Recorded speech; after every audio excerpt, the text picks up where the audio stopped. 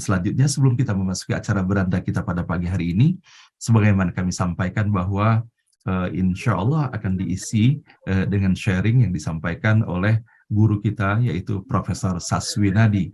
Nah sebelum itu Bapak dan Ibu dalam pembicaraan saya dengan beliau pada pagi hari ini bahwa betapa materi yang akan disampaikan beliau pada pagi hari ini adalah terkait dengan musibah yang beruntun dan tengah kita alami pada saat ini, baik musibah yang terjadi di negeri kita sendiri seperti halnya peristiwa gempa bumi dan bahwa betapa mengenaskannya pada 300 orang yang terhimpun telah meninggal kini dan belum lagi musibah-musibah lainnya yang terjadi di seluruh dunia ini. Maka sama-sama kita mendoakan Bapak dan Ibu semoga kepada saudara-saudara kita yang telah kembali kepada Allah dalam musibah-musibah ini, semoga Allah terima seluruh amalnya, Allah ampuni segala dosa dan kesalahannya, dan semoga saudara-saudara kita yang masih berada dalam pengungsian segera mendapatkan pertolongan, dan semoga Allah membahagiakan mereka dan Allah bukakan pintu rezeki yang seluas-luasnya dan terutama istiqomah dalam iman dan Islamnya. Dan kepada Bapak dan Ibu yang harus segera meninggalkan forum ini, mari bersama-sama kita hantarkan sebaik-baiknya dengan doa semoga Bapak dan Ibu senantiasa dalam lindungan Allah, dijauhkan dari wabah dan musibah, dan apa-apa yang dikerjakan dapat terlaksana dengan sebaik-baiknya dalam ridha Allah Subhanahu wa Ta'ala. Dan kepada Bapak dan Ibu lainnya, saya ingin mengajak pagi hari ini kita mendengarkan sharing yang disampaikan oleh guru kita, sahabat kita semuanya, Prof. Saswinadi. Assalamualaikum warahmatullahi wabarakatuh, Prof.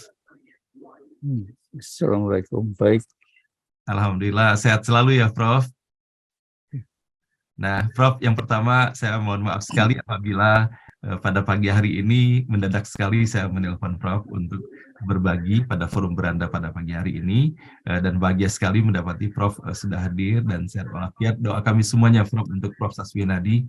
Semoga Prof sehat walafiat selalu dan terus menginspirasi kami semuanya berada di dalam forum ini.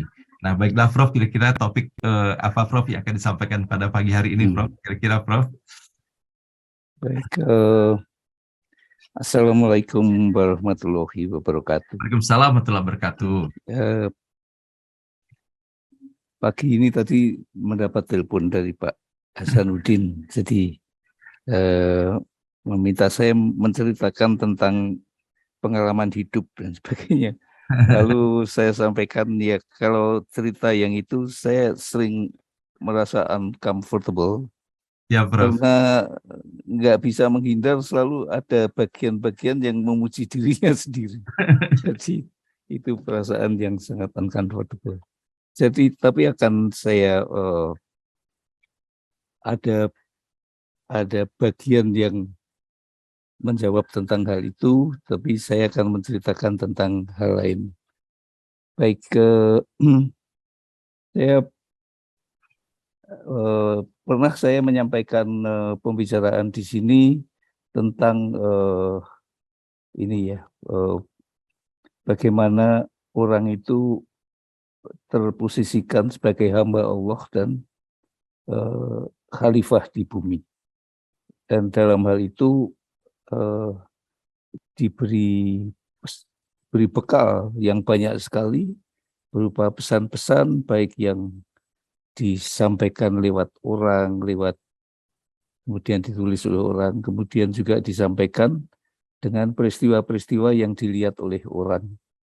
Dan semuanya itu untuk bisa memaknai pesan-pesan yang disampaikan oleh Yang Maha Kuasa, orang harus berilmu. Nah, berilmu itu mulai dari berilmu bahasa juga. Misalnya kalau yang Islam, maka pesan-pesan itu disampaikan dalam bahasa Arab. Sehingga apa yang bisa dimengerti orang itu adalah, kalau mendapat pesan itu adalah tafsir dia terhadap pesan itu. Nah, kalau disampaikan dalam bahasa Arab, bagaimana memahami pesan dengan sebaik-baiknya, harus berilmu, mencoba memahami bahasa Arab misalnya. Jadi berilmunya itu tidak hanya fisika, kimia, matematika, tapi juga memahami pesan-pesan itu kan banyak sekali. Nah, dalam memahami pesan-pesan alam, lalu berilmu, belajar banyak sekali tentang ya ilmu-ilmu alam ya. Dan mulai dari yang besar sekali seperti ilmunya siapa dulu itu tentang gempa, lalu Pak yang sakit itu Pak Safwan Hasi tentang laut ya, oceanografi, hal-hal yang besar, kemudian juga ada yang kecil-kecil sekali sampai ke molekul-molekul yang dilakukan oleh para dokter misalnya. Bagaimana badan orang itu berkembang kemudian mulai degenerate komponen-komponennya. Jadi itu harus tahu yang kecil-kecil. Jadi mau berilmu itu mau yang besar sekali sampai yang kecil-kecil sekali. Nah, jadi semuanya itu untuk mampu memberi tafsir kepada pesan-pesan yang disampaikan oleh Yang Maha Kuasa. Saya akan mengambil dua pesan yang ada di Al-Quran ya. Tidak saya bacakan semuanya tadi. Jadi satu atin. Di atin itu manusia, ini tafsir saya. Jadi mau menjawab apa tadi ini, memberikan pengalaman hidup saya, bagaimana saya menjalankan hidup itu bisa saya ringkaskan melalui pesan yang ada di atin ya. Tentu saja tafsir saya tentang pesan itu. Jadi di atin itu manusia itu dirancang, disiapkan dengan sempurna. Kemudian diletakkan di tempat yang paling bawah, asfal asafilin. Nah, jadi dengan apa? Disadarkannya tentang pesan itu, jadi berusaha supaya jangan terus di bawah terus. Gitu. Itulah yang kemudian menjadi pegangan hidup saya, dan dalam perjalanannya mungkin bisa tersesat juga. Tetapi yang saya lakukan kalau mengambil tafsir dari atin itu, karena dengan kesempurnaan yang sudah diberikan itu, ditaruh di bawah, berusahalah untuk lepas dari kedudukan yang di paling bawah itu. Itu tentang tafsir tentang atin. Lalu yang kedua yang akan saya bicarakan selanjutnya adalah, ini karena saya tadi mengambil atin karena diminta pengalaman hidup. Pengalaman hidup saya salah satunya diambil dari situ. Yang lainnya tentang bencana, ini saya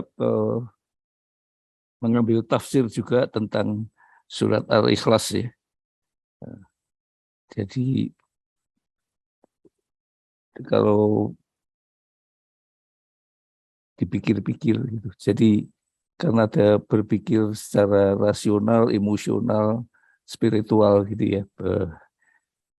Kalau mencoba menafsirkan sesuatu. Nah, di Al-Ikhlas itu orang diharapkan berusaha untuk memaknai ketiadaan. Jadi paham tentang makna ketiadaan apa ini. Jadi karena di situ kan dikatakan hal-hal yang orang nggak bisa itu, nggak ada pada orang. Nah, lalu makna ketiadaan itulah yang kemudian memberikan kita keyakinan tentang kekuasaan dan keberadaan Allah Subhanahu wa Ta'ala. Yang kedua juga bisa menafsirkan bahwa hanya Yang Maha Kuasa ajalah yang bisa berperan sebagai penyebab tanpa bersebab atas segala sesuatu kejadian. Jadi kalau orang itu selalu ada sesuatu, itu sebabnya, lalu ada akibatnya, lalu akibatnya itu yang dilakukan orang, kalau ditelusuri terus akibat itu akhirnya akan menjadi sebab dari penyebab sebab. Tapi muter kan selalu yang dialami, yang bisa dilakukan orang itu memang muter. Karena itu lalu sekarang baru disadari adanya green economy, circular economy, dan itu pesan-pesannya sudah ada dari dulu. Jadi kalau kita memahami tentang siklus sumber daya alam, apa yang kerusakan yang ditimbulkan dan sebagainya, semuanya dijelaskan, tapi harus dipikirkan, dilihat, dimaknai, ditafsirkan gitu. Nah, dalam menafsirkannya lah itulah yang kita harus lalu belajar banyak. Ya. Nggak bisa menafsirkan secara ringan saja, karena kalau melakukan hal itu kita bisa menjadi sesat, menjadi ekstremis, bisa jadi teroris, dan bisa mencelakakan orang lain.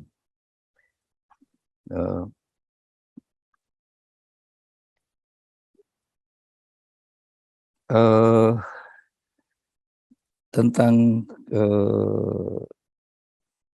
penyebab yang tidak bersebab ini, misalnya, kan lalu orang memikir adanya alam semesta gitu. Lalu di dalam ilmu astronomi ada Big Bang gitu. Nah, yang yaitu ada penyebab, ada Big Bang, ada kejadiannya, penyebabnya gimana? Enggak ada. Penyebabnya adalah hanya yang bisa menjadi penyebab tentang sesuatu yang tak bersebab, itu hanya Yang Maha Kuasa. Nah, peristiwa-peristiwa yang lazim dinyatakan sebagai peristiwa alam dan yang sering diperhatikan adalah yang menyebabkan bencana, ya, yang menimbulkan kenikmatan sering diabaikan, tidak disyukuri. Dan hal inilah yang harus selalu diingat-ingatkan. Jadi orang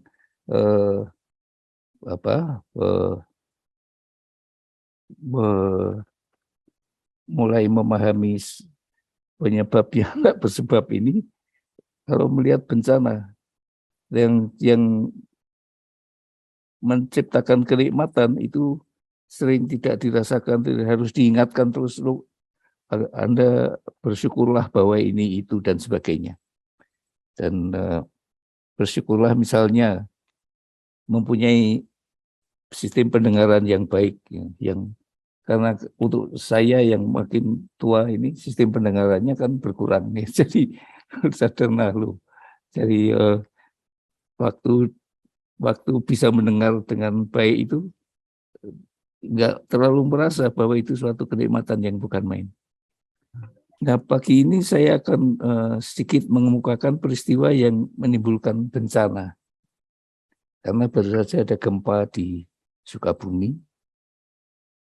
Kemudian ada banjir yang terjadi aneh kan, di mana-mana sebetulnya. Terus kemudian di Jeddah ada banjir bandang, lah padang pasir, ada banjir bandang.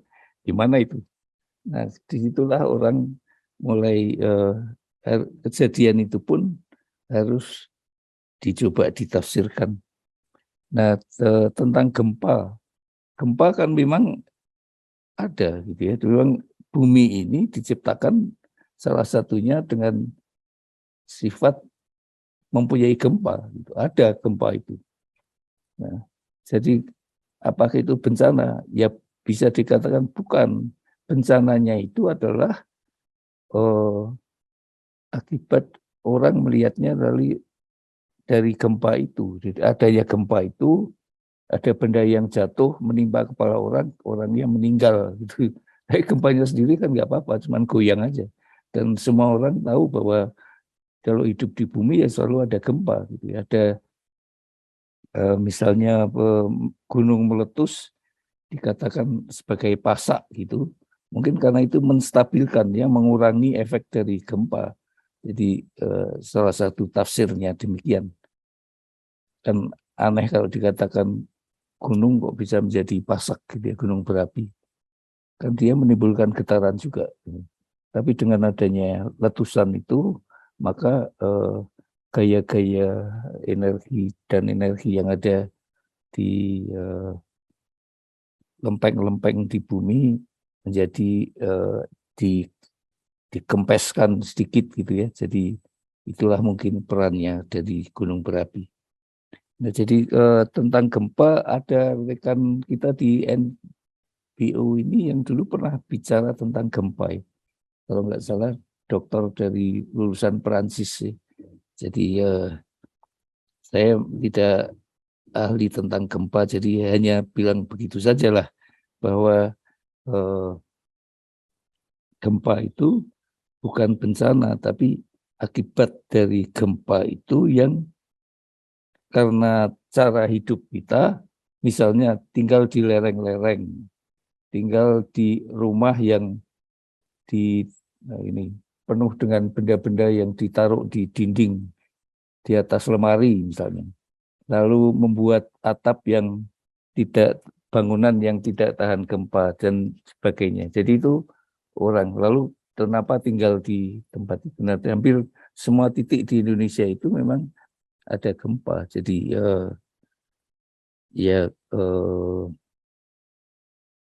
memang akibatnya nggak enak, tapi ya sadarlah bahwa itu ada dan kita bisa mengurangi itu. Misalnya ya jangan membuat perkampungan di tempat yang kalau ada gempa lalu tertimpa tanah, batu, dan bangunan-bangunan.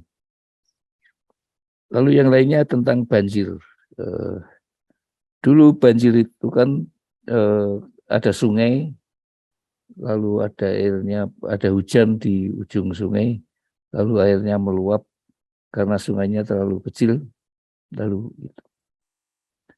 solusinya sungainya dilebarkan supaya mengalir dengan cepat ke laut, dan gaya yang mendikte di situ adalah gaya gravitasi. Jadi dan sudah dari bentuk alami maka terjadilah aliran sungai itu.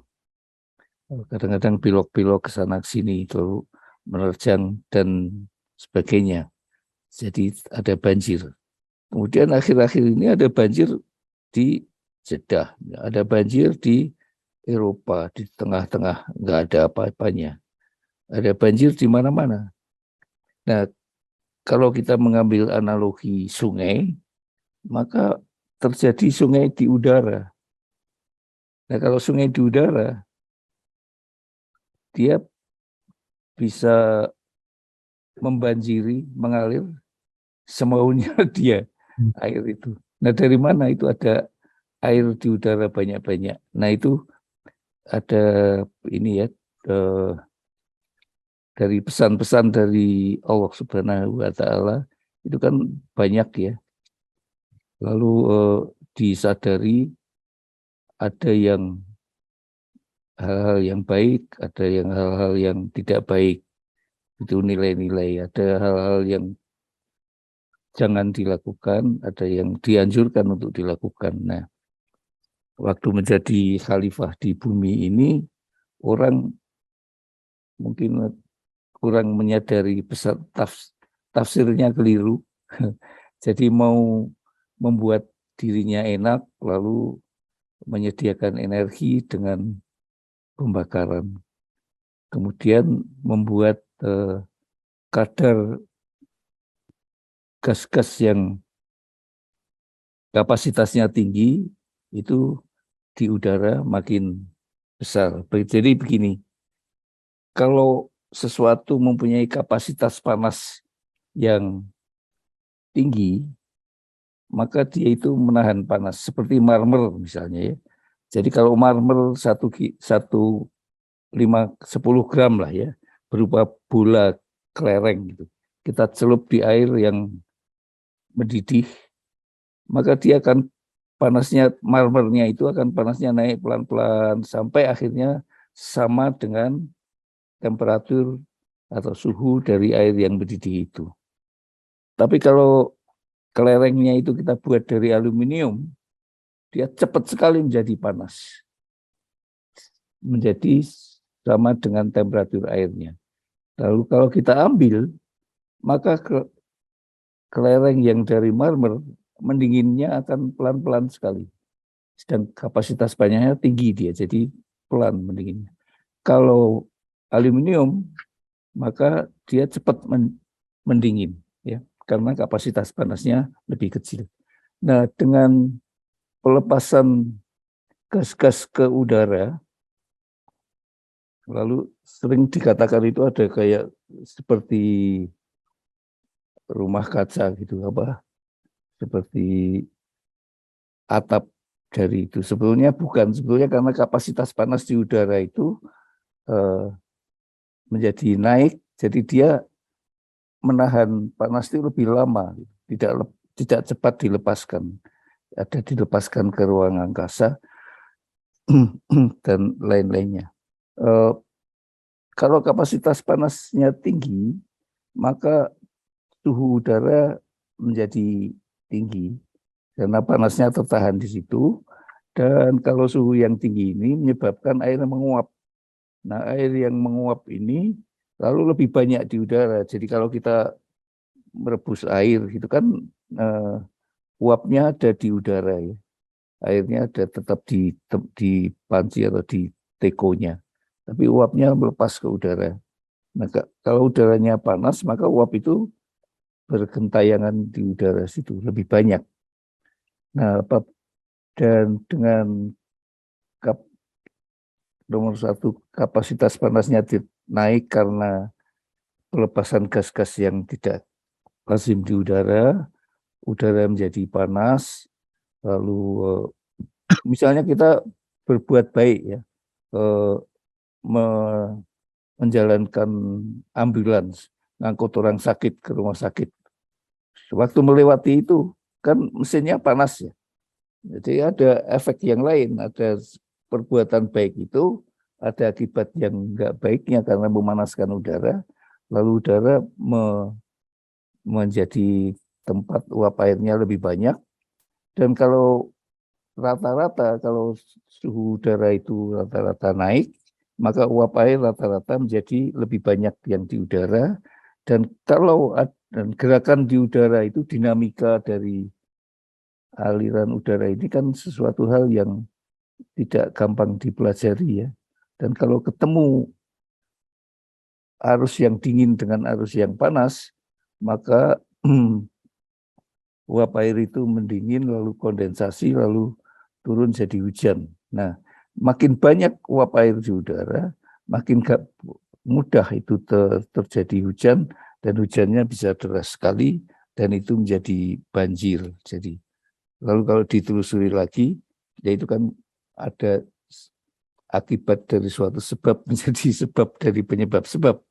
Jadi akibatnya kadang-kadang baik tujuannya, tetapi sebabnya hujan deras bisa terjadi di mana-mana, lalu banjir.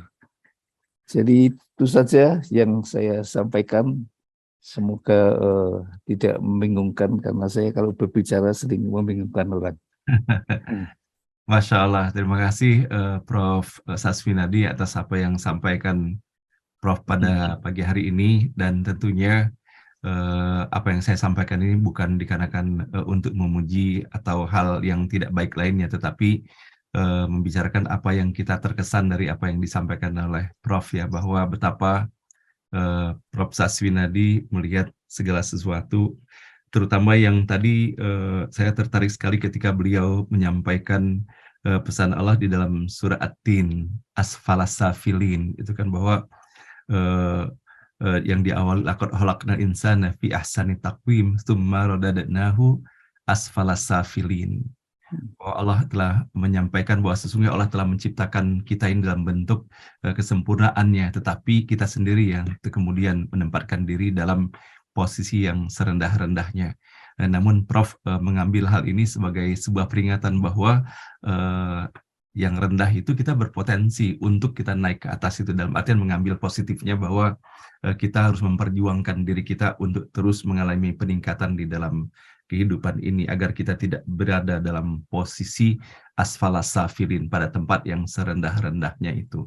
dan bahwa betapa beliau telah menyampaikan kepada kita semuanya untuk mengajak kita ya untuk memperhatikan situasi dan kondisi yang berada di seputar kita, dan bahwa bagaimana hikmah pesan-pesan apa sesungguhnya yang berada dalam situasi yang kita hadapi di dalam kehidupan ini, dan pada ujungnya kira-kira total action apa yang harus kita lakukan melihat situasi dan kondisi tersebut. Nah, tentunya akan banyak sekali angle-angle pandangan dari apa yang telah diawali oleh Prof. Saswin pada pagi hari ini. Nah, sehingga alangkah eloknya apabila pada pagi hari ini kita bisa melihat juga bahwa bagaimana perspektif ataupun pandangan yang lainnya, sehingga kita mendapatkan kesempurnaan hikmah yang kita dapat di dalam forum beranda pada pagi hari ini. Nah, kami ingin berikan kesempatan yang pertama kepada sahabat sekaligus koleha dari Prof. Saswinadi, mungkin pernah jadi mahasiswanya juga, itu Bapak Rudi Rajab. Kami persilakan Pak Rudi untuk menyampaikan komentar yang disampaikan oleh Pak Prof. Saswinadi pada pagi hari ini. Bismillahirrahmanirrahim. Assalamualaikum warahmatullahi wabarakatuh. Terima kasih Pak Hasan. Pak Sas yang saya hormati dan selalu tetap dikagumi sampai kapanpun oleh mahasiswanya.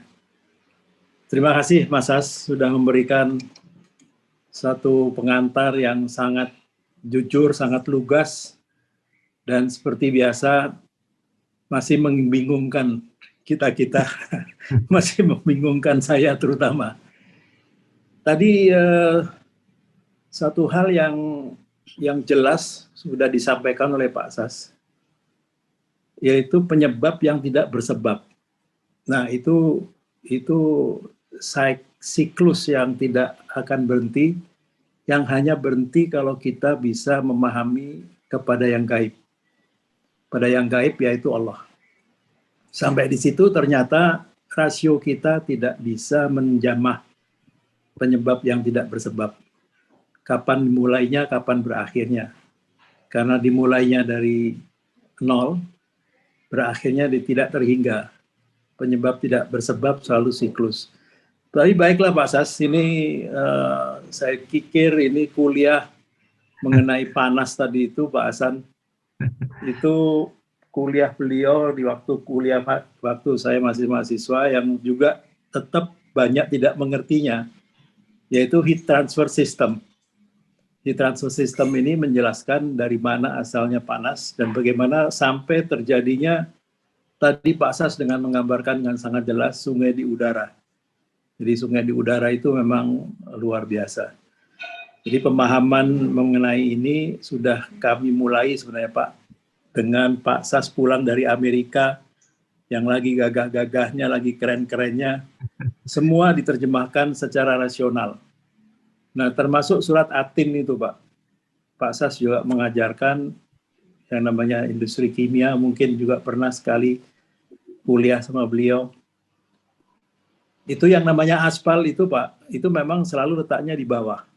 Dalam proses destilasi namanya, yang di atas sendiri adalah gas, yang di bawah sendiri adalah aspal. Tapi ternyata aspal itu banyak gunanya. Bukan hanya dibuang, bukan hanya untuk bisa menambal jalan pada waktu itu.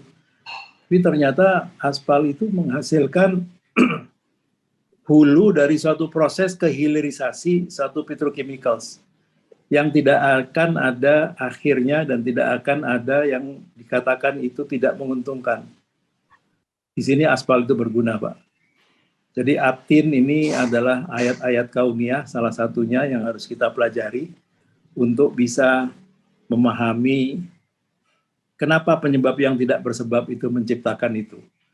Pak Sas, saya tidak bisa berkomentar banyak, cuman saya ingin pemahaman akan kehidupan ini menjadi contoh kita semua untuk belajar Robbi zidni ilman, ya Allah tambahkanlah kami ilmu. Karena setiap hari kita belajar, setiap jam kita belajar. Dengan guru-guru yang luar biasa, ini hasilnya akan luar biasa. Walaupun kita nggak tahu hasilnya itu kapan, Pak. Mungkin hari ini, besok, atau di anak keturunan kita. Saya hanya mengomentari itu saja, Pak Sas. Terima kasih. Mudah-mudahan pemahaman mengenai bencana ini bisa dimaknai bukan hanya sekedar cocokologi. Kita ini semuanya selalu cocokologi. Akibatnya dulu dipelajari, baru diurut ke penyebabnya. hilir dulu dipelajari baru ke hulunya. Padahal itu sebenarnya salah. Dari hulu ke hilir, tidak ada dari hilir ke hulu. Aliran sungai, aliran aliran apapun itu dari hulu ke hilir. Mohon sedikit lagi penjelasan Pak Sas mengenai cocokologi yang sekarang ini banyak di antara kita, di antara umat dan di antara ilmuwan sendiri pun mempelajari itu secara terbalik. Bagaimana konsep Pak Sas untuk bisa memahami ini dari hulu ke hilir. Jadi dari atas ke bawah. Bukan dari kiri ke kanan, Pak. Kalau dari kiri ke kanan sama, kenapa nggak dari kanan ke kiri? Tapi kalau dari atas ke bawah itu sudah menjadi sunatullah. Sekian dulu barangkali Pak Sas, terima kasih atas penjelasannya yang selalu singkat, selalu membingungkan, tapi selalu mencerahkan dan memberikan, meng-create the ideas. Terima kasih Pak Hasan. Assalamualaikum warahmatullahi wabarakatuh. Waalaikumsalam warahmatullahi wabarakatuh. Masya Allah Pak Rudi. Bagi kami peserta ya, kalau saya setiap kali mendengar komentar Pak Rudi terhadap apa yang disampaikan Pak Sas, itu lengkap ya, dikarenakan melihat yang pertama kedekatan hubungan emosionalnya gitu kan ya. Namun begitu juga kaitan intelektualitasnya, sehingga dari berbagai sisi nyambung sekali tanpa ada sekat-sekat yang membatasi untuk menyampaikan segala sesuatu yang ada di pikiran dan di dalam dada Pak Rudi. Nah, sehingga pada puncaknya kami rasakan alangkah indahnya silaturahim Pak Rudi dengan Prof. Saswin hari ini. Nah, mungkin Prof. Saswin mau menyampaikan Prof sedikit dari apa yang disampaikan oleh Pak Rudi, kami persilakan. Ya, Pak Rudi kan ini ya, dulunya pernah jadi mahasiswa saya, kebetulan. Lama-lama dia jadi guru saya juga. Terus barusan dia nguji saya, bisa jawab nggak? Gitu. Jadi, mohon maaf Pak Sas, nggak berakal berani nguji Pak Sas. Jadi nggak, tapi itu memang nggak gampang jawabnya itu ya. Itu aja. Jadi karena rambutnya udah sama-sama putih, terus ini, jadi kita setara lah selalu. Ujiannya enggak gampang menjawabnya, saya lewati aja, barangkali bisa mendengarkan komentar yang lain. Terima kasih Pak Rudi. Siap Pak Sas, siap Pak Sas. Terima kasih Pak Sas. Itu jawabannya Pak Hasan. Jawabannya kita selalu harus belajar. Masya Allah. Setuju Pak Sas. Masya Allah. Baik, terima kasih Prof. Saswin. Nah, berikut ini kita undang dikarenakan tadi berbicara tentang banjir, berbicara tentang gempa bumi. Kita mohon komentar juga nih dari guru kita, Prof. Safwan Hadi. Semoga cepat sehat ya Prof. Safwan. Tolong di-unmute, Prof. Pak Safwan ada ya? Katanya sakit Pak. Iya lagi sakit Pak, tapi udah mulai. Ya, cepat sehat ya Prof. Safwan ya. Insyaallah Pak. Silakan Prof. Terima kasih Pak Hasan. Assalamualaikum warahmatullahi wabarakatuh. Waalaikumsalam warahmatullahi wabarakatuh. Senang mendengar penjelasan Pak Sas. Guru saya, walaupun saya bukan mahasiswa beliau. Waktu saya mahasiswa, beliau sudah dosen. Saya masuk tahun 65. Ya, memang dari pembelajaran teman-teman yang saya dengar, kalau mendengar kuliah Pak Sas itu jangan dengar kata-katanya, dengar di balik kata-kata itu. Karena selalu ada makna di balik kata. Seperti tadi Pak Sas menyampaikan tentang makna surah Yasin, surah Ikhlas. Kalau kita baca mungkin ya kita jadikan makhluk yang sempurna oleh Allah, tapi dibuat menjadi turun ke posisi yang sangat rendah, kecuali orang yang berbuat baik, beriman dan berbuat baik. Jadi berbuat baik itu harus ada ilmunya. Bagaimana kita bisa mempelajari alam semesta ini sehingga kita bisa mendapat manfaat dari anugerah Allah SWT yang telah menciptakan semesta ini untuk kita, manusia dan juga makhluk yang lain. Jadi saya sangat gembira bisa bertemu dengan Pak Sas. Sudah lama sekali. Saya pernah mendengar waktu itu saya masih mahasiswa. Pak Sas sudah pernah jadi wakil rektor ya, kalau nggak salah. Ya seperti sekarang ini bercanda di balik makna. Jadi saya mengagumi Pak Sas sebagai guru walaupun tidak langsung. Banyak kata-kata Pak Sas itu yang bisa menggugah kita berpikir berlanjut tentang apa yang dikatakan beliau. Benar kata Pak Budi tadi, mahasiswanya selalu dibingungkan dengan pernyataan Pak Sas. Tapi memang itulah karakter Pak Sas yang menggugah mahasiswanya untuk selalu berpikir, selalu mencari apa di balik makna hidup ini, bagaimana kita semua mempelajari ilmu kita ini dari semesta ini untuk bisa dimainkan dengan baik. Dan tadi dikatakan Pak Sas, dari surat Al-Qas kita bisa memaknai ketiadaan kita, karena segala sesuatu itu kan bergantung pada Allah SWT.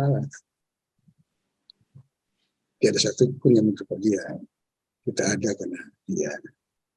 Bagaimana kita bisa sombong kalau kita ciptakan oleh Yang Maha Kuasa, yang tadi penyebab perintah sebab tadi. Jadi untuk memahami bahasa itu kita harus belajar di dalam tentang apa makna dari kata-kata beliau. Terima kasih Pak Sas atas pencerahannya. Saya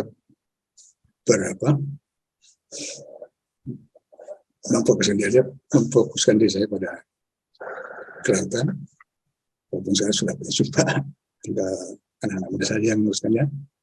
Saya lebih tertarik untuk melihat makna di balik gelombang yang secara fisik kita lihat secara nyata di lautan. Tapi bagaimana kita mempelajari gelombang itu terhadap gelombang yang ada di hati kita. Demikian Pak Sas, terima kasih atas pencerahannya. Saya akan selalu jadi murid Bapak karena saya mahasiswa pada saat Bapak serah sendiri. Assalamualaikum warahmatullahi wabarakatuh. Terima kasih Pak Hasan. Assalamualaikum warahmatullahi wabarakatuh. Terima kasih Prof. Safwan. Komentar Prof. Saswinadi, saya ingin memadukannya dengan pertanyaan dari Pak Iqbal ya, Prof. Saswin boleh ya sekaligus. Jadi Pak Iqbal itu menyampaikan bahwa di dalam Al-Quran banyak sekali peringatan-peringatan Allah yang menyampaikan bahwa telah terjadi kerusakan di muka bumi ini dikarenakan ulah manusia gitu Prof. Nah, sehingga Pak Iqbal ingin bertanyakan kepada Prof dengan ilmu dan pengetahuan yang Prof miliki serta dengan kebijakannya, bagaimana Prof memandang keberadaan ayat tersebut dengan situasi dan kondisi sekarang ini. Itu saja Prof. Tapi saya mau ini ke Pak Safwan dulu ya. Silakan Prof. Pak Hadi ini ilmunya saat ini itu bagi saya sangat menarik ya, karena sejak adanya deklarasi Juanda negara kita itu laut yang ada pulau-pulaunya, dan beliau itu mempelajari lautnya itu. Dan terlalu sedikit dulu di Pak Susilo itu namanya apa ya?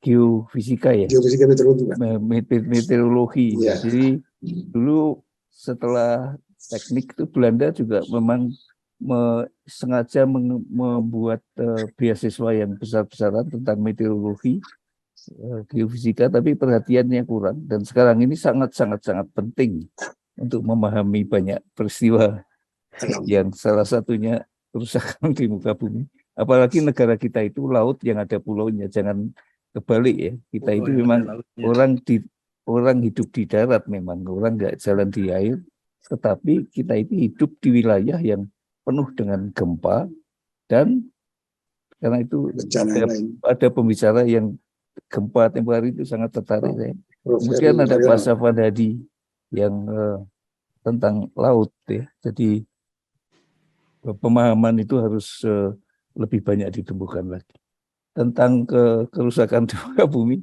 Jadi itu kan sudah dinyatakan. Jadi justru beratnya orang waktu memerankan diri sebagai khalifah di bumi.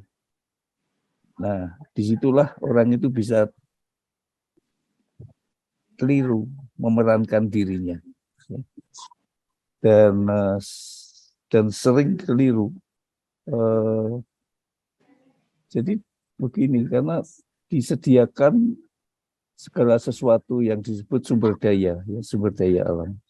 Nah, sumber daya alam ini kan mempunyai siklus ya.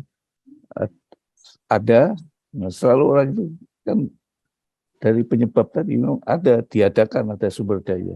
Sumber daya ini lalu diketahui keberadaannya, jumlahnya dan sebagainya.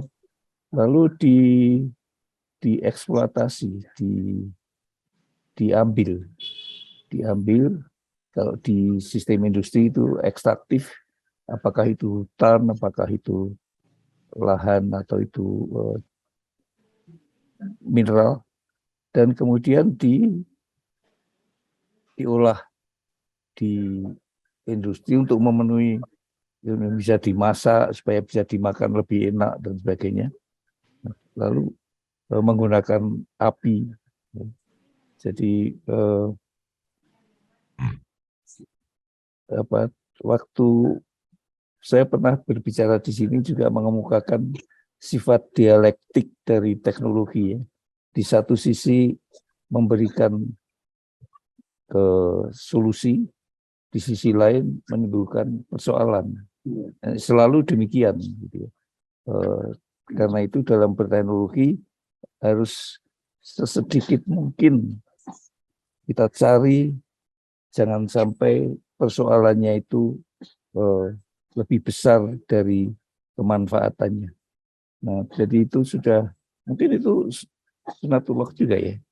Jadi kalau you do things, you always create problem. Gitu. Nah, jadi kita harus pandai memilih, makin pandai untuk sesedikit mungkin menimbulkan efek yang tidak dikehendaki. Misalnya berkendaraan mobil tadi saya sudah mengatakan, ya, maksudnya baik, tapi dia bikin problem sebetulnya, gitu, akibatnya.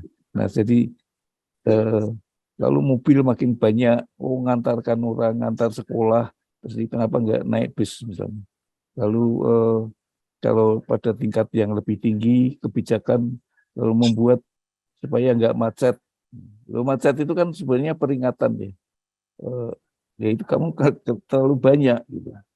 Jadi saya sering mengatakan di dalam ilmu ekonomi itu ada pelajaran yang mengarahkan orang untuk menjadi lebih serakah, itu kebagian jadi bagian dari ekonomi yang sesat tapi dianut orang, ya. Jadi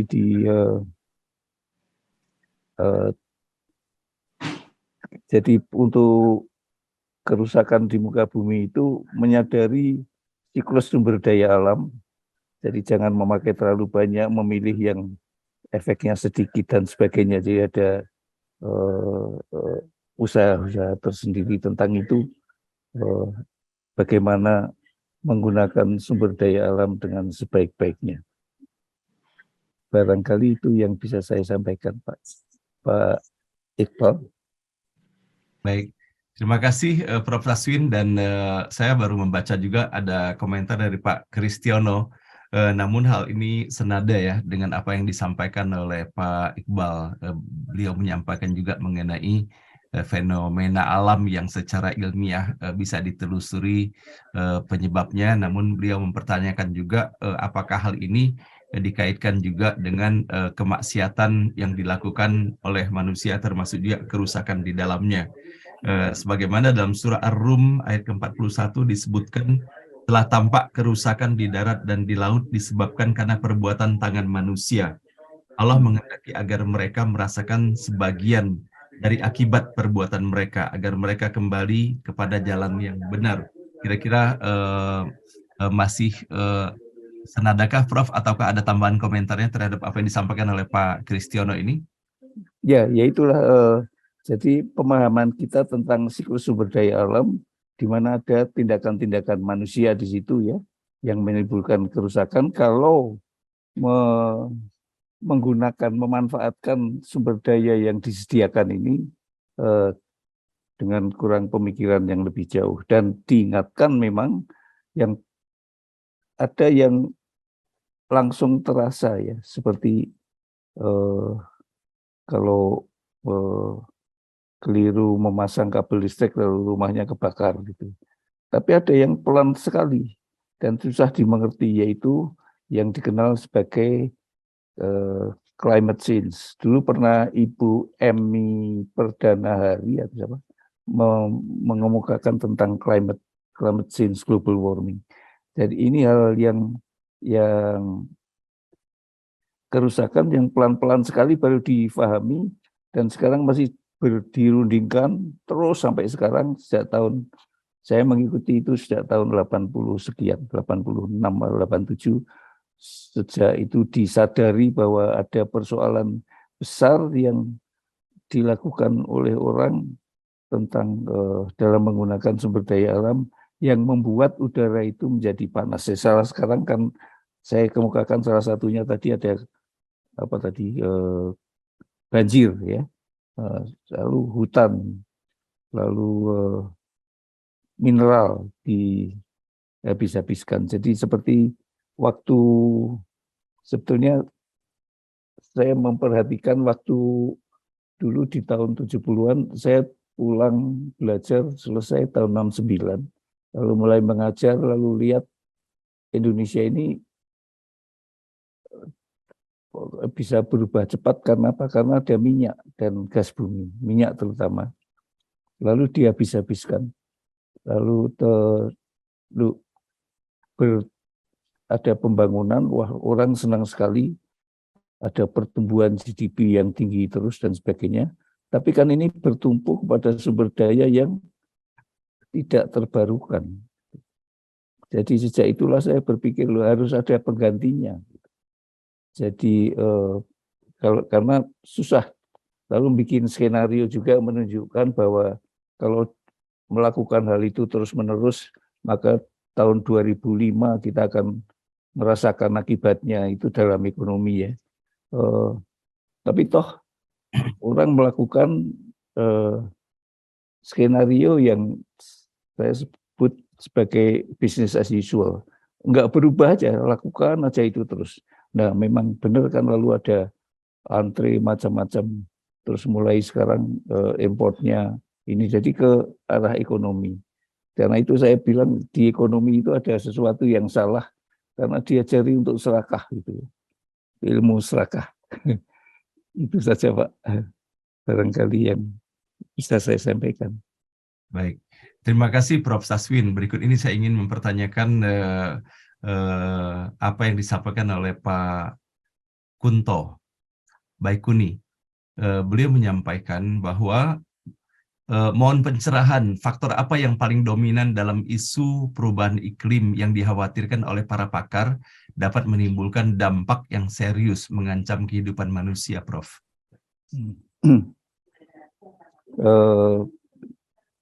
Ya ini, jadi Pak Kunto Baikuni itu putranya Pak Baikuni bukan? Ya Prof, betul katanya. Oh ya, oke. Jadi tentunya ilmu fisikanya hebat ya. Jadi ada radiative heat transfer, ilmu asalnya itu dari situ. Jadi sekian 100 tahun lebih yang lalu itu ada orang namanya Svante Arrhenius mengatakan bahwa kalau udara kita ini makin dipenuhi dengan gas-gas yang kapasitas panasnya lebih tinggi, membuat udara itu, maka temperatur di bumi akan naik karena udara naik. Karena apa? Karena panas itu tertahan seperti yang saya contohkan tadi antara aluminium dan itu ya, marmer tadi ya. Karena udara itu makin bersifat seperti marmer, menahan panas lebih tinggi, biasanya akan dilepaskan ke atmosfer ya.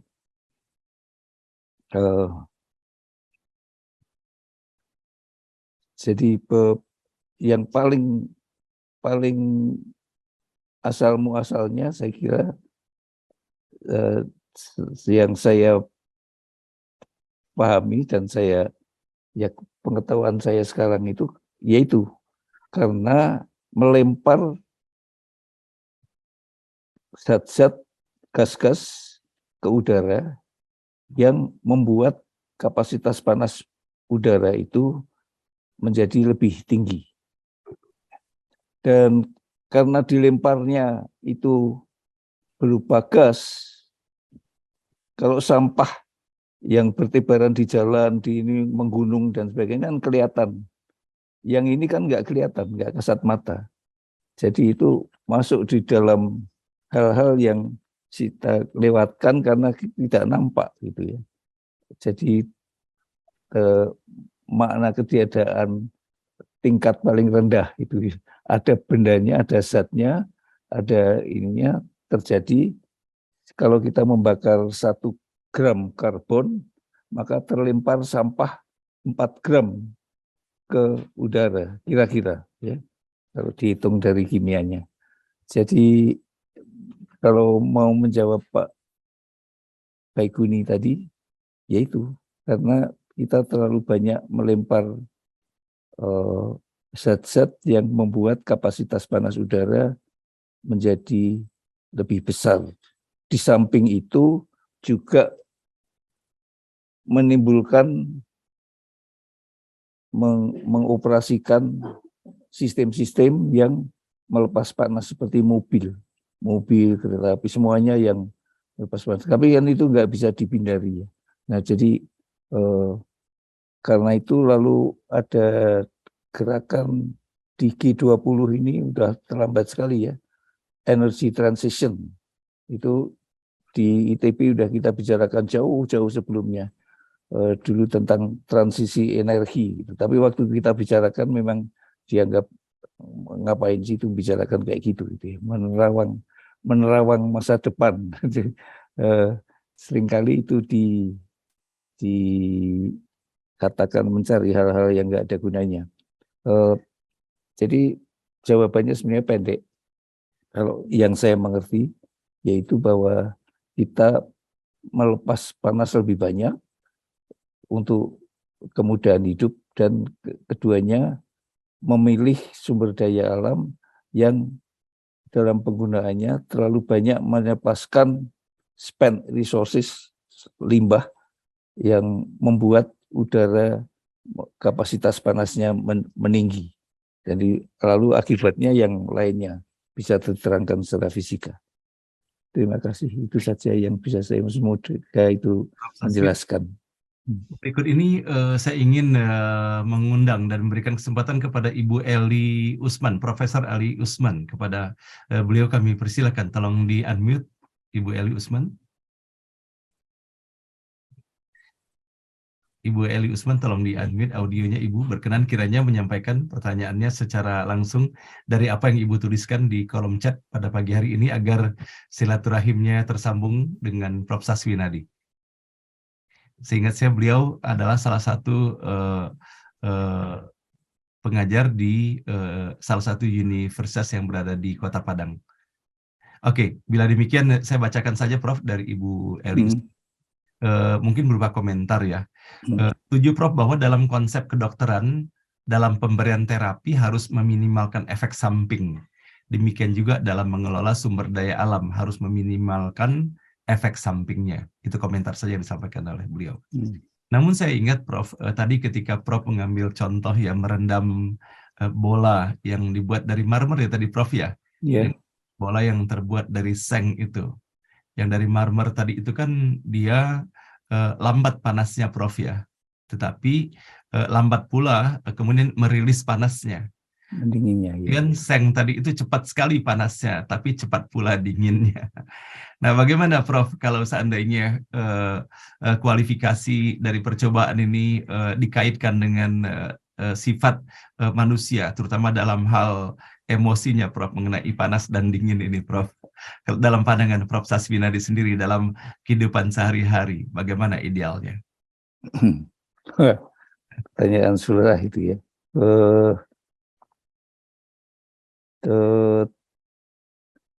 Bagaimana reaksi seseorang terhadap sesuatu itu, dia cepat membuat lepas kendali atau bisa mengendalikan sesuatu yang datang kepadanya sehingga reaksinya itu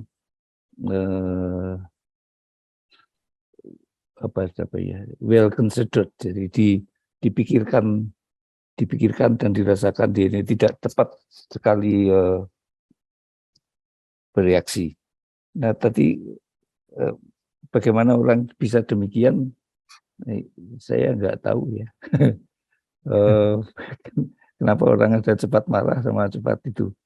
Tapi kalau berpikir banyak, kalau mendengarkan, memahami pesan-pesan, nasihat-nasihat yang baik, dengan itu tentunya itu akan membawa ke apa sih, satu kata itu namanya sabar ya, sabar.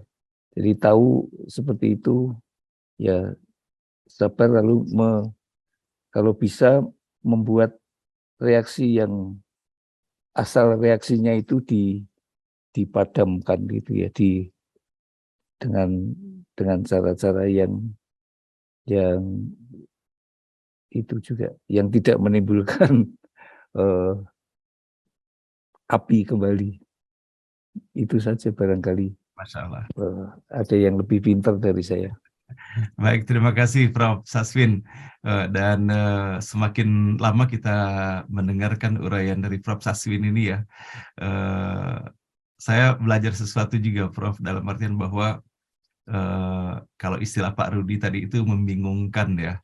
Namun saya melihat dari Ibu Nani Oti menyampaikan bahwa beliau sengaja menggelitik kita gitu kan, menggelitik kita agar kita mendengarkan secara seksama atas apa yang beliau sampaikan, dan kemudian kita akan mentelaahnya. Jadi kita tidak hanya menelan begitu saja, jadi mengunyahnya. Jadi saya ingat seperti halnya kemarin di Jepang Prof. Saswin ya, mendengarkan sharing bahwa untuk cara memegang gelas, itu gelas ya namanya, gelas untuk minuman Jepang, cara kita minum teh itu. Ternyata minum teh itu kalau kita berhadapan dengan orang, ada caranya, bukan hanya sekedar kita mengambil begitu saja. Begitu juga cara menyuguhkannya. Itu ada caranya, pada bagian mana yang pegangan kita, yang mana bagian yang diminum. Jadi itu tertib sekali, dan ternyata ada filosofi di dalamnya, bukannya sekedar minum begitu saja, sehingga makanya ada acara minum teh gitu kan ya.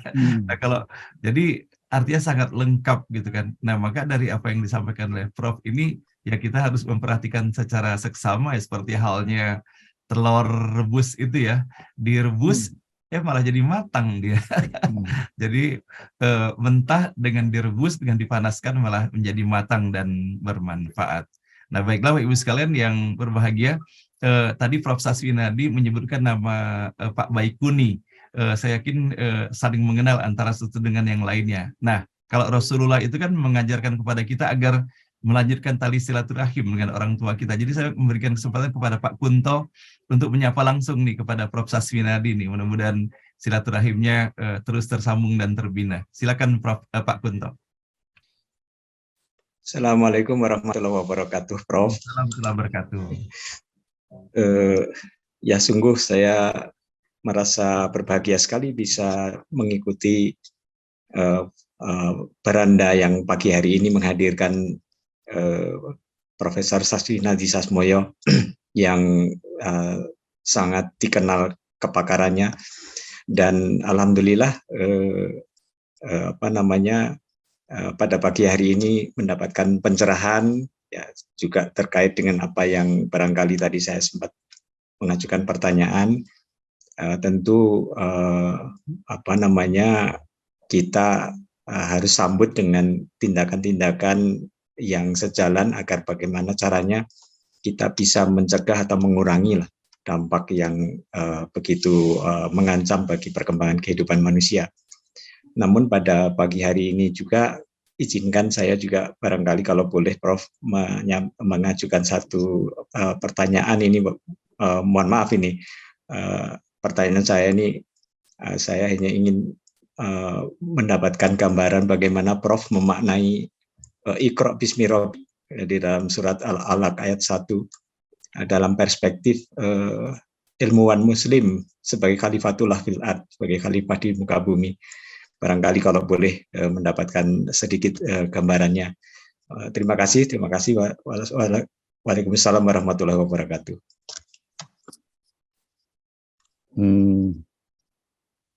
Silakan Prof. Ya, menurut saya itu jelas sekali ya yang pesan yang disampaikan bahwa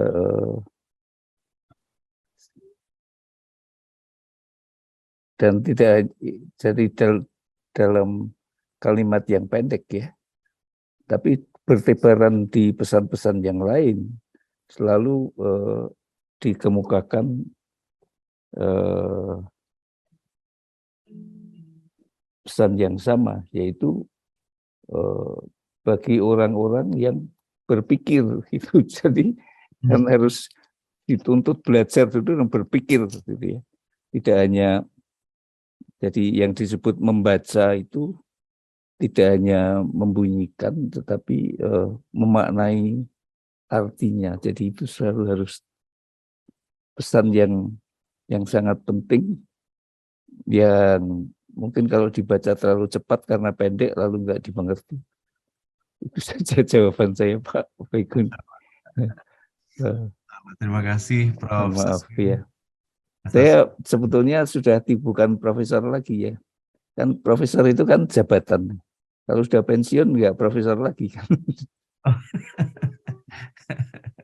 Oke, baik, terima kasih. Tapi rasanya kita bukan melihat jabatannya, tapi rasanya apa ya, gitu Pak Rudi ya, udah melekat ya sama Prof. Sas ini ya, seakan-akan menjadi namanya sudah.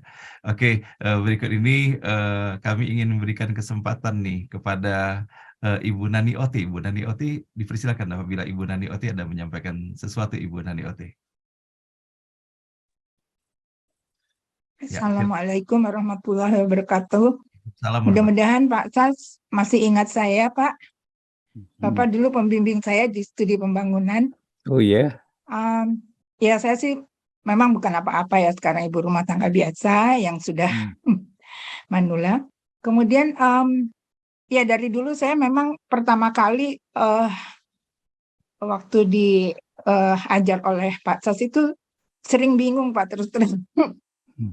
Tapi saya banyak mendapat ilmu ya dari mengenai hal penyebab-sebab itu, dan juga mengenai dinamika teknologi yang menyebabkan yang tadinya untuk mempermudah, tapi bila digunakan secara tidak proporsional akan menyebabkan efek-efek yang lebih buruk lagi gitu. Terima kasih Prof. Sekarang ya tidak ada Prof. Dan saya juga sangat mengagumi Pak Sas itu bahwa tadi secara mendadak diminta oleh Pak Hasan, tapi beliau menghindar untuk lebih memfokuskan diri pada apa yang mengenai diri sendiri gitu, tapi apa yang selama ini pemahaman Pak Sas sendiri. Saya hanya itu Pak, jadi terima kasih atas ilmu yang selama ini sudah diberikan kepada saya dan juga bimbingannya. Assalamualaikum warahmatullahi wabarakatuh. Waalaikumsalam. Ibu Nani di studi pembangunan ya itu ya? Pembimbing. Iya, Nani Amalia Pak, saya ini. Oh iya. Saya pembimbing tugas akhir juga ya? Bukan. Iya Pak. Oh iya, maaf ini saya banyak lupanya. Baik, terima kasih Bu Nani Ote, Masya Allah. Berikut ini saya ingin memberikan kesempatan kepada seseorang, rasanya sih bukan berkuliah di ITB ya, dan juga bukan bergelut dalam bidang teknologi, namun boleh jadi ada sesuatu yang dirasakan dari apa yang disampaikan pada pagi hari ini. Kepada Ibu Sylvia, kami persilakan Ibu Sylvia Gunawan. Assalamualaikum warahmatullahi wabarakatuh. Kemudian kedengaran suara saya? Jelas, terdengar Ibu. Silakan Bu. Jelas ya. Mohon maaf atas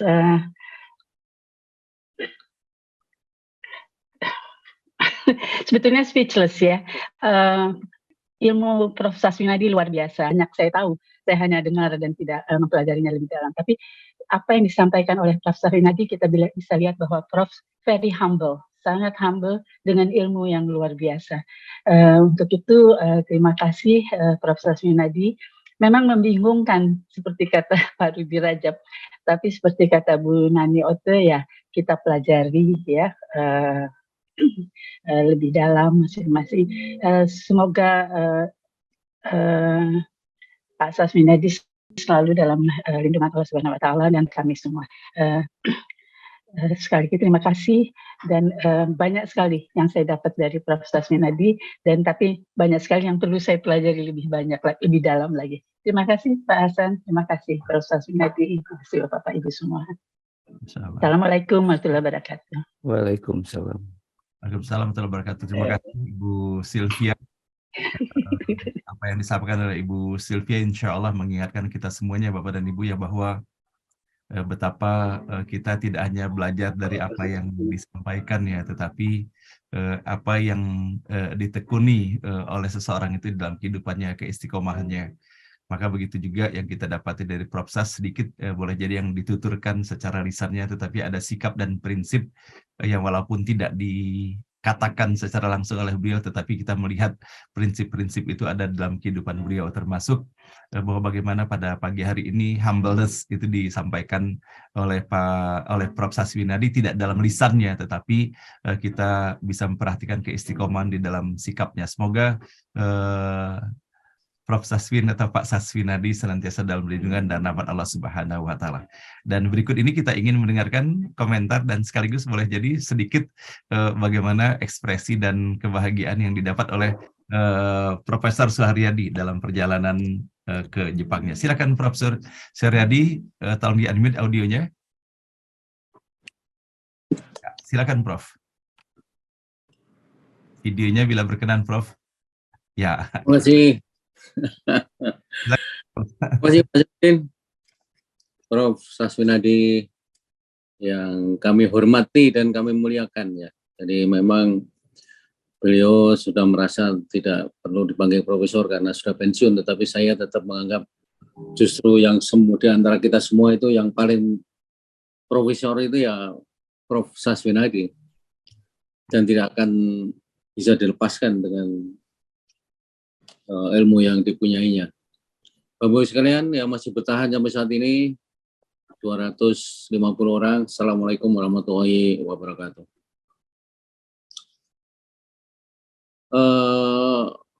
Mendengar uraian Prof. Sasminadi tadi,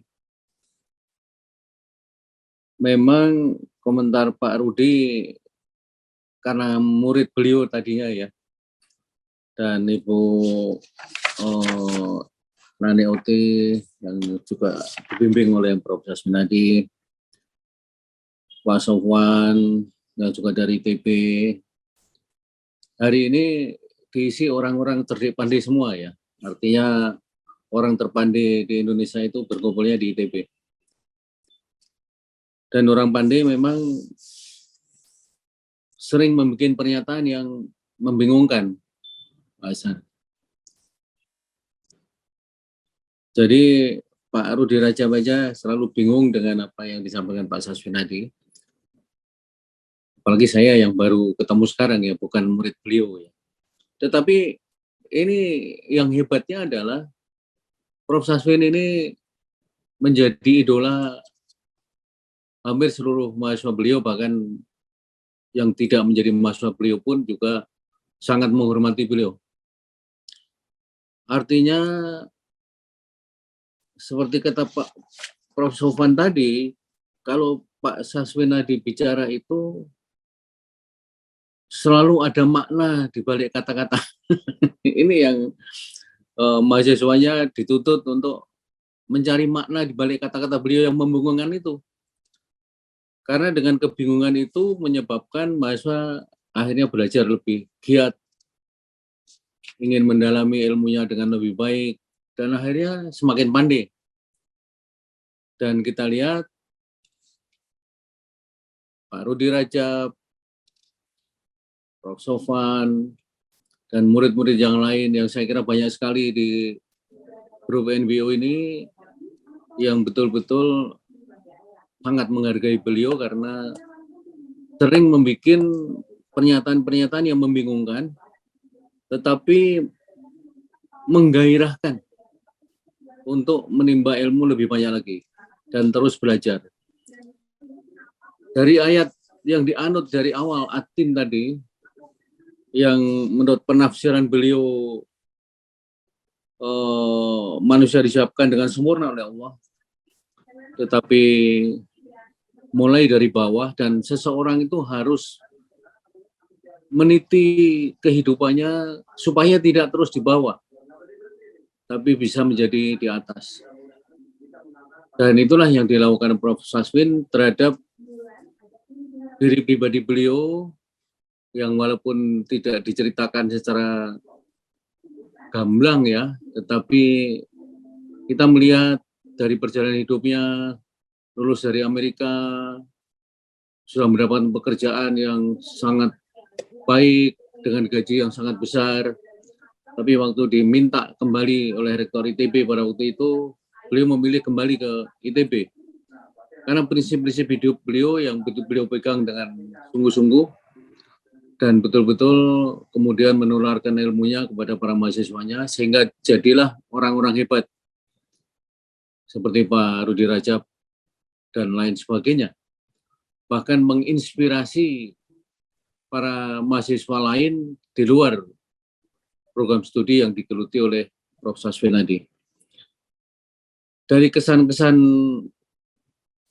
mantan muridnya dan mahasiswa lain yang bukan muridnya seperti Prof. Sofwan, itu menunjukkan bahwa kita yakini betul bahwa selama beliau di ITB, bahkan pernah menjadi wakil rektor, itu kegiatan-kegiatan beliau itu memberikan semangat yang lebih besar kepada mahasiswa untuk terus mendalami ilmu dan terus belajar untuk meningkatkan kemampuannya.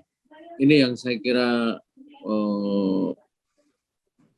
menjadi hal yang penting sekali.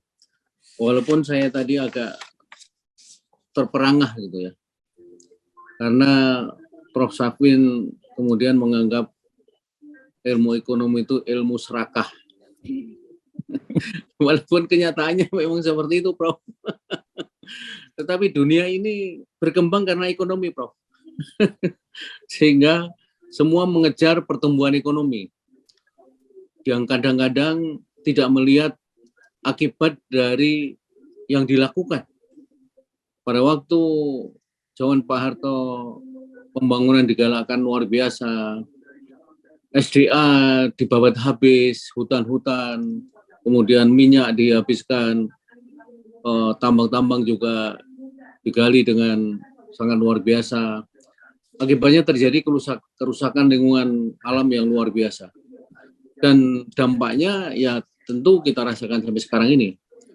Walaupun tidak hanya Indonesia ya Prof, ini hampir seluruh dunia itu dalam rangka mengejar pertumbuhan ekonomi, karena saya kebetulan bidang ekonomi ya, itu seringkali menghalalkan segala cara, yang penting ekonominya tumbuh dengan bagus. Maka dulu selalu dibangga-banggakan pertumbuhan ekonomi zaman Pak Harto rata-rata di atas 8% ya, dan itu pembangunan menjadi luar biasa besar sehingga Pak Harto sendiri menjadi bapak pembangunan dan lain sebagainya. Nah, sekarang ini Prof, zaman Pak Jokowi itu juga infrastruktur dikembangkan, memang sangat bagus. Saya sekarang kalau ke Jawa tidak pakai pesawat lagi, pakai mobil, pakai kereta. Itu sangat nyaman ya, sudah sangat bagus. Tapi utangnya semakin menumpuk, Prof. Ini yang juga menjadi masalah. Mungkin pembabatan atau eksploitasi SDA tidak sebesar dulu. Tetapi SDA dieksploitasi pada waktu itu untuk mencari uang dalam konteks pembangunan. Sekarang pembangunan jalan terus tapi dengan cari utang. Yang utang itu harus dibayar. Dan yang membayar anak cucu kita. Nah, tapi ini juga karena kebijakan ekonomi kita, Mbak. Ya, Ibu Sri Mulyani dan lain sebagainya ya. Membandingkan dengan Amerika, RRC dan lain sebagainya, yang mereka juga utangnya jauh lebih besar dari kita, tetapi pembangunannya jalan terus. Nah, ini memang istilah Prof tadi yang singkat, ilmu ekonomi itu ilmu yang serakah. Itu saya sebagai seorang yang memang menggeluti ekonomi setuju Prof sebagian. Tapi tanpa ilmu ekonomi memang tidak mungkin suatu negara bisa berkembang seperti yang diinginkan. Dan itu dalam konteks membuat perencanaan, membuat target-target dan segala macam, memang peran ilmu ekonomi tentu sangat menentukan. Terima kasih Prof Saswin ya.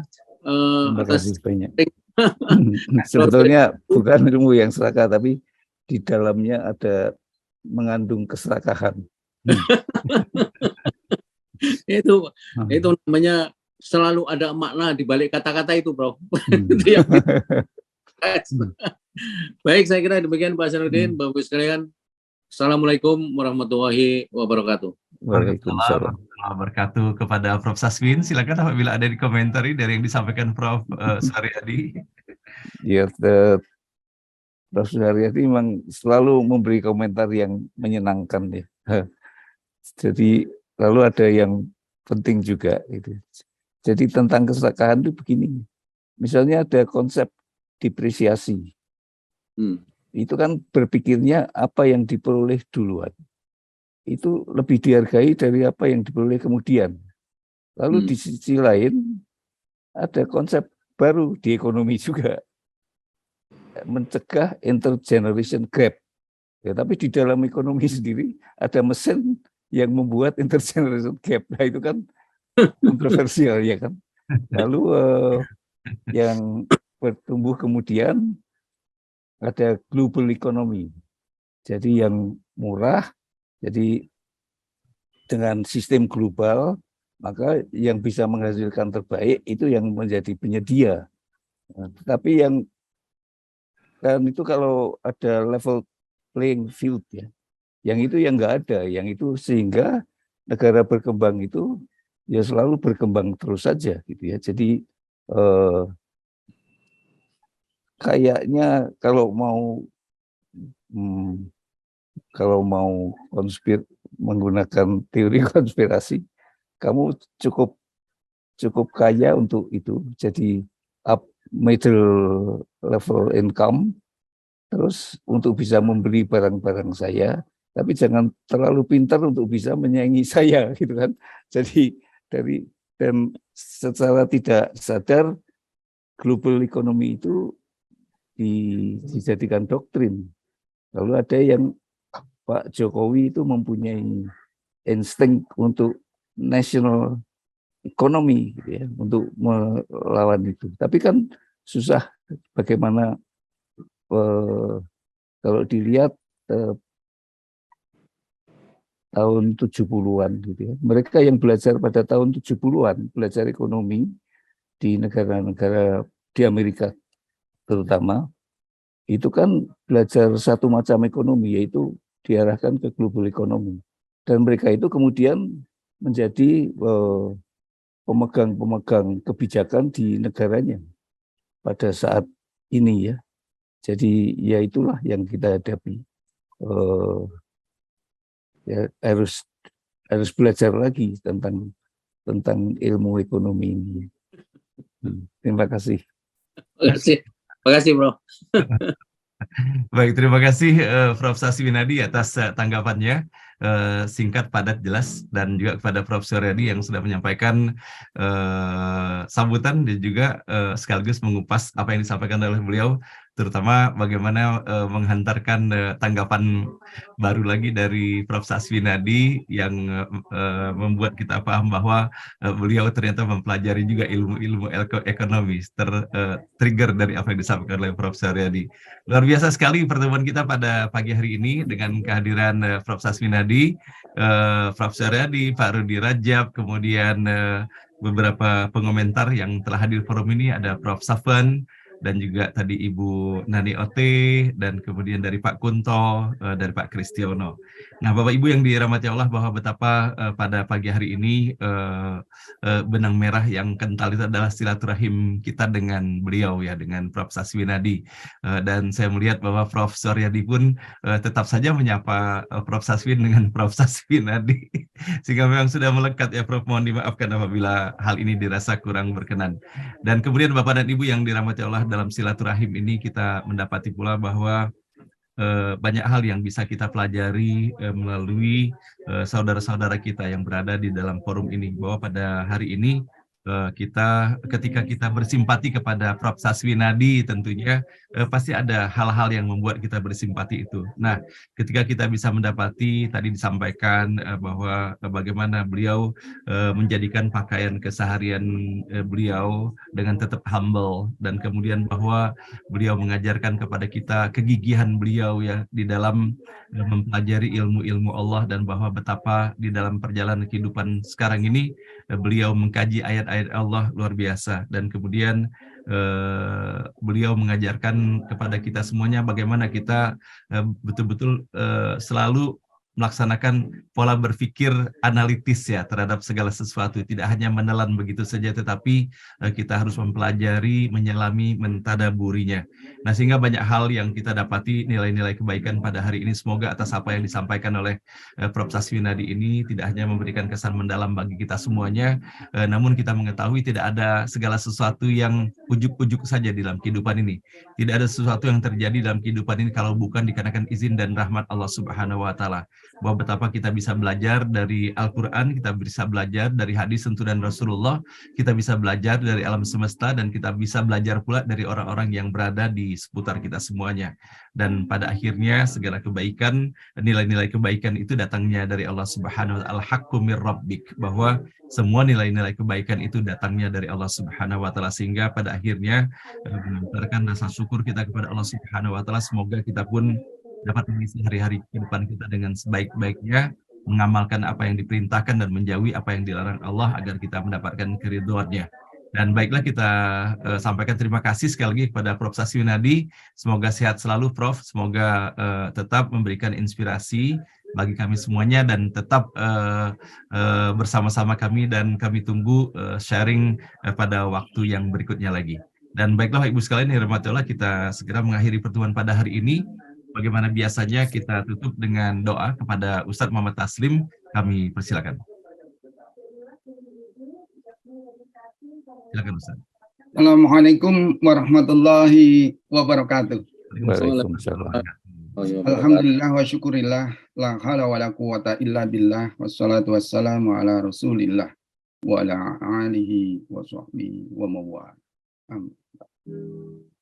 Terima kasih Pak Ustadz Hasanuddin, Prof. Saswin, Prof. Suharyadi, orang-orang yang istiqomah dalam porsi masing-masing. Ini yang perlu kolaborasi, perlu bersatu untuk kebaikan kita semuanya. Yang dihimpun oleh Pak Ustadz Hasanuddin ini hebat. Mari kita memohon kepada Allah, semoga Allah selalu membimbing kita menjadikan istiqomah dan takwa. A'udzu billahi minasyaitonir rajim. Bismillahirrahmanirrahim. Hamdan hamidin, hamdan na'imin, hamdan syakirin, hamdan yuwafi'u kafil mazidah. Ya Rabbana lakal hamdu kama yanbaghi karimu 'azimi sultani. Allahumma shalli ala sayyidina Muhammad wa ala alihi wa sahbihi wa tabi'in bi ihsan ila yaumil. Ya Allah, ya Basiru, ya Ghaffar, ya Sami'u, ya Ghafur, Tuhan ya Rabb kami. Engkaulah ya Allah yang selalu memberikan kenikmatan, nikmat hidayah, nikmat inayah, nikmat taufikmu ya Allah, nikmat amal soleh ketika kami belajar dan belajar. Setiap hari kami mengkaji firman-Mu, kalam-Mu yang ada di dalam Al-Quranul Karim, yang dibimbing oleh Bapak Ustadz Hasanuddin Thayyib. Engkau berikan ilmu kami semuanya, Engkau berikan hidayah kami ya Allah. Ya Allah ya Rabb kami. Jadikan kami hamba-hamba-Mu yang selalu taat kepadamu, taat kepada Rasul-Mu Nabiullah Muhammad sallallahu alaihi wasallam. Ya Allah ya Rabb kami. Ampunilah segala kekhilafan kami.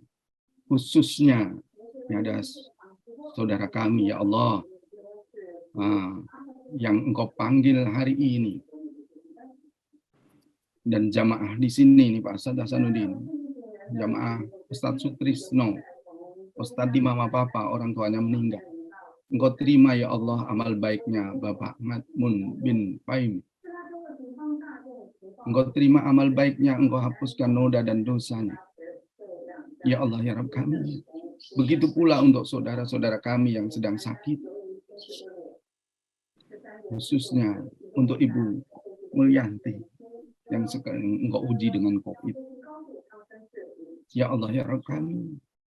Engkau angkat penyakitnya, semua saudara-saudara kami yang sakit. Engkau angkat penyakitnya.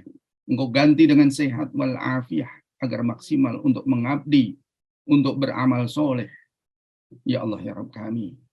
Jadikan kami semuanya di NBU ini selalu belajar dan belajar. Ya Allah ya Rabb kami. Jadikan kami istiqomah dalam belajar. Istiqomah dalam beramal soleh. Rabbana la tuzigh qulubana ba'da idh hadaitana wa hab lana min ladunka rahmah innaka antal wahhab. Rabbana hab lana min azwajina wa dzurriyyatina qurrata a'yun waj'alna lil muttaqina imama. Ya Allah, jadikan anak cucu kami, dzurriyyah kami menjadi anak-anak yang soleh dan solehah, berbakti kepada orang tua, berbakti kepada nusa dan bangsa.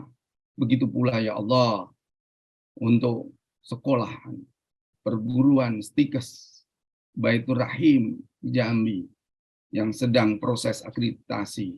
Engkau berikan kelancaran, kemudahan, dan kesuksesan dalam mendidik anak-anak didiknya, mahasiswanya. Begitu juga di Undira, ya Allah. Engkau jadikan anak-anak kami yang di Undira, kuliah di Undira menjadi anak-anak yang soleh dan solehah, berbakti kepada nusa dan bangsa. Rabbana atina fid dunya hasanah wa fil akhirati hasanah wa qina azabannar. Wa sallallahu alaihi wasallam Muhammadin wa ala alihi wa sahbihi wa sallam. Alhamdulillahi rabbil alamin. Amin ya rabbal alamin. Terima kasih Pak Ustadz Hasan. Ini tadi ada Pak Ustadz Sutrisno yang ngajar jadi tutor di Mama Papa dan aktif di NBO. Biasanya muncul nanti terakhir. Alhamdulillah. Orang meninggal. Insya Allah mohon maaf lahir batin semua jamaah NBO. Assalamualaikum warahmatullahi wabarakatuh.